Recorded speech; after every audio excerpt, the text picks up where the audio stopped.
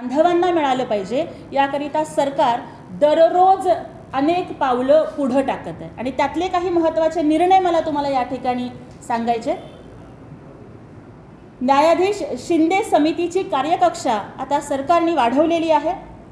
Empirical data गोळा करण्याचं काम हे तातडीनं सुरू करण्याचे आदेश हे शासनाने दिलेले आहेत। त्याचबरोबर कुणबी नोंदी गोळा करण्यासाठी आणि शोधण्यासाठी स्वतंत्र कक्ष हे प्रत्येक जिल्ह्यामध्ये सुरू करण्यात आलेले आहेत।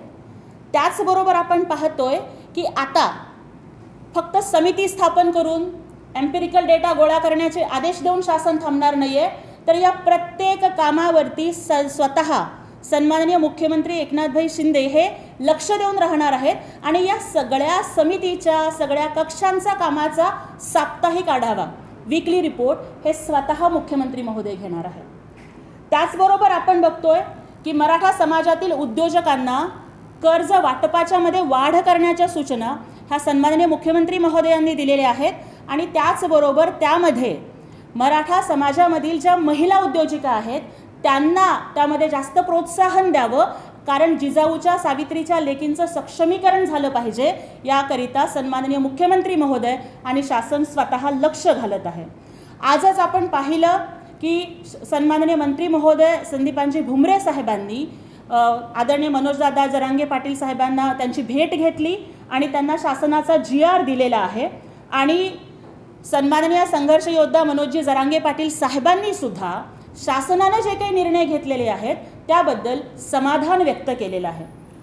अत्यंत महत्त्वाचा निर्णय मला तुम्हाला या ठिकाणी सांगायला आनंद वाटतोय की ज्या वेळेला न भूतो न भविष्यती अशी ऐतिहासिक आरक्षणाची सभा आंतरवली सराटीच्या भूमीवरती संपन्न झाली, त्यावेळेस जो शेतकरी देशाचा अन्नदाता आहे, पोशिंदा आहे, त्या शेतकरी बांधवांनी स्वतःच्या उभ्या पिकावरती नांगर चालवून त्या सभेसाठी सहकार्य केलं, स्वतः नुकसान सोसलं, परंतु तोंडातून अवाक्षर सुद्धा न काढता मराठा समाजाच्या आरक्षणाला बळ देण्यासाठी स्वतः कळ सोसण्याचं काम ज्या शेतकरी बांधवांनी केलं त्यांच्या पाठीशी शासन उभं आहे।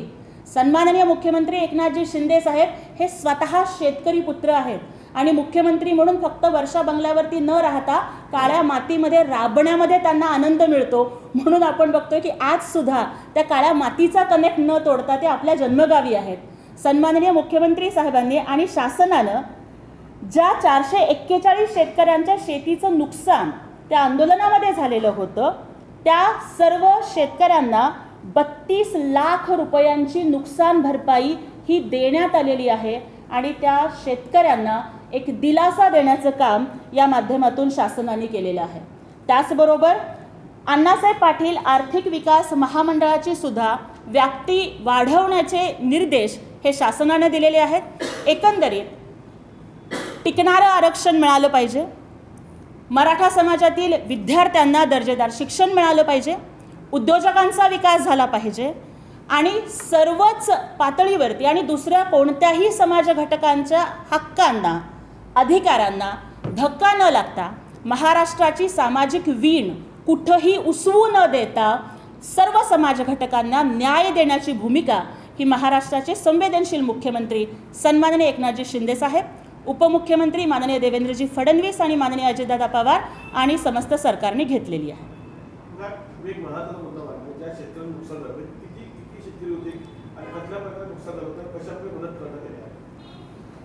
आंतरवली सराटीमध्ये जी आरक्षणाच्यासाठीची सभा झालेली होती त्यामध्ये एकूण 441 शेतकऱ्यांचं नुकसान झालेलं होतं। करोडोंच्या संख्येनं लोक तिथं आरक्षण योद्धा मनोजदादा जरांगे पाटील साहेबांना ऐकण्यासाठी आले होते आणि त्यावेळेस त्या शेतीमधलं उभं पीक जरी गेलं तरी हरकत नाही, पण समाजाच्या हक्काचा अस्वस्थतेचा हुंकार जर कुठे उमटत असेल तर तिथे आपण पाठीशी राहिलं पाहिजे, म्हणून त्या शेतकऱ्यांनी स्वतःचं नुकसान सहन केलं।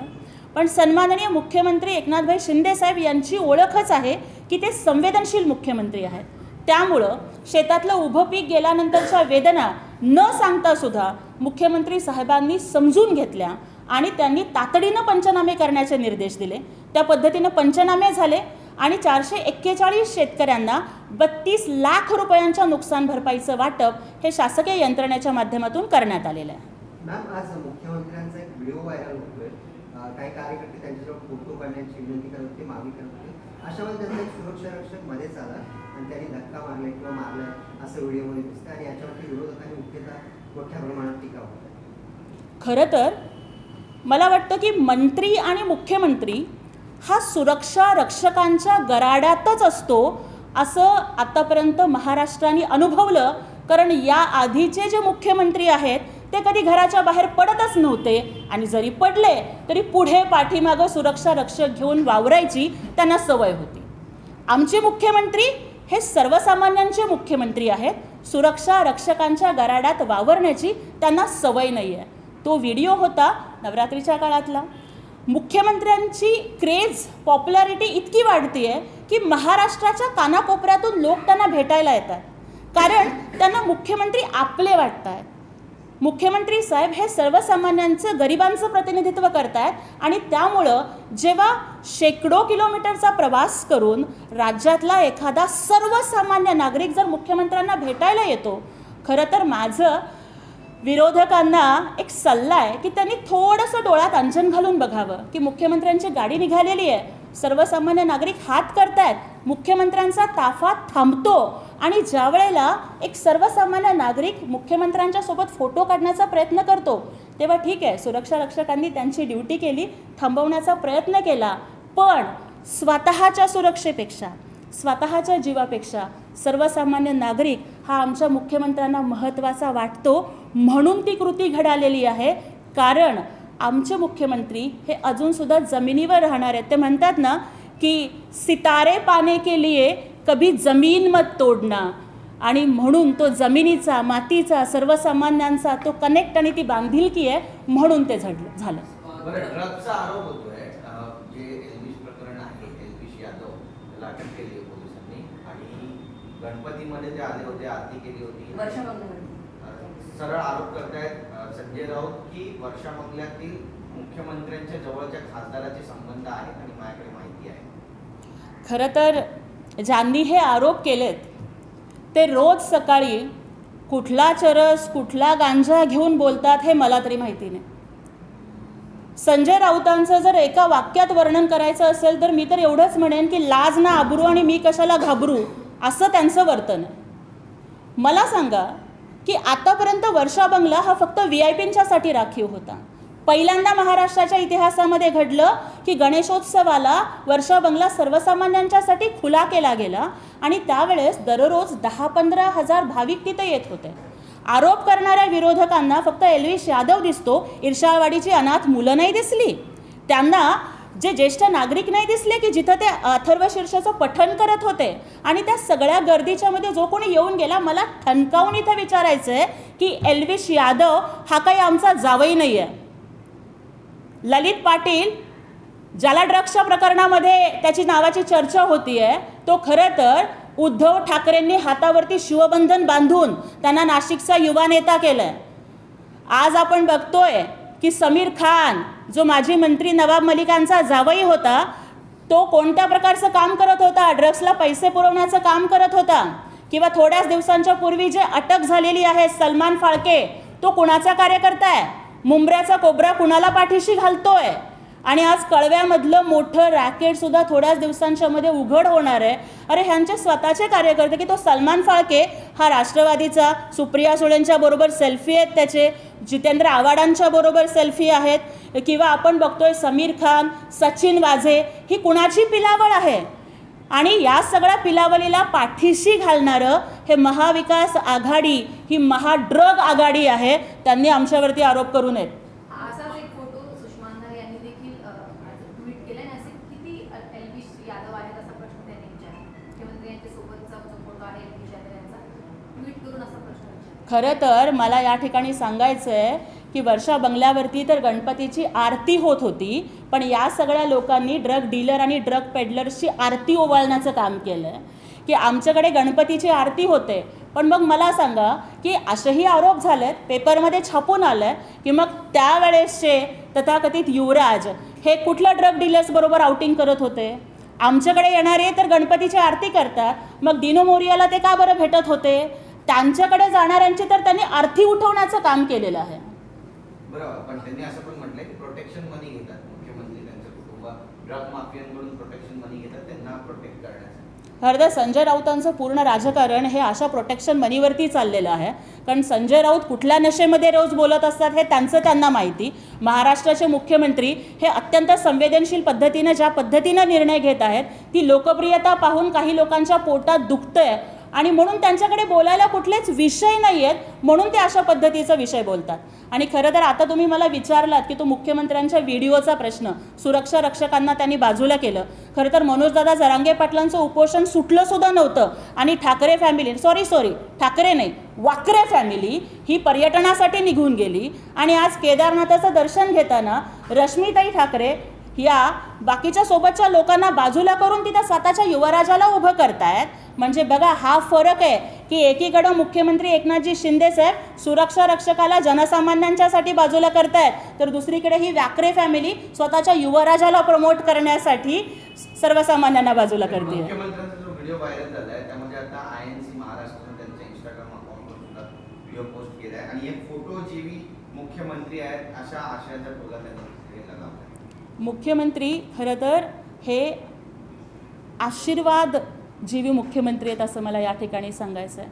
कारण तुम्हाला सांगते की आम्ही पहिल्यांदा असं नेतृत्व अनुभवतो आहे की जे नेतृत्व सर्वसामान्यांच्यासाठी काम करतं आहे. सर्वसामान्यांनी हात केला तरी ते थांबतं आहे. आम्ही पहिल्यांदा असं नेतृत्व अनुभवतो आहे की ज्यांच्या पाठीमागं जनता खंबीरपणानं उभी आहे, की जिथं 1.25 वर्षामध्ये 125 कोटींचा मुख्यमंत्री मदत निधी दिला जातो आणि सह्याद्री अतिथीगृहावरती जेव्हा ते सगळे रुग्ण एकत्र येतात तेव्हा ते हात जोडून आणि पाया पडून साहेबांना म्हणतात की साहेब आमचं आयुष्य तुम्हाला लाभू दे. तर या आशीर्वादांच्या वरती असणारं हे नेतृत्व आहे.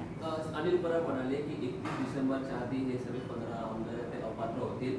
फडणवीस तर शिंदेचा पुनर्वसन करतील, मात्र जे उर्वरित बाकीचे आमदार आहेत त्यांना मूठ माती होईल. खरं तर अशा भ्रामक कल्पना ह्या त्यांना टिकून राहण्यासाठी म्हणा या खूप गरजेच्या आहेत. पण मी या ठिकाणी ठणकावून सांगू इच्छिते की निवडणूक आयोगानं शिवसेनेचा धनुष्यबाण आणि शिवसेना हे अधिकृत नाव हे सन्माननीय मुख्यमंत्री एकनाथजी शिंदेसाहेबांच्या नेतृत्वाखाली काम करत असणाऱ्या पक्षाला दिलेलं आहे.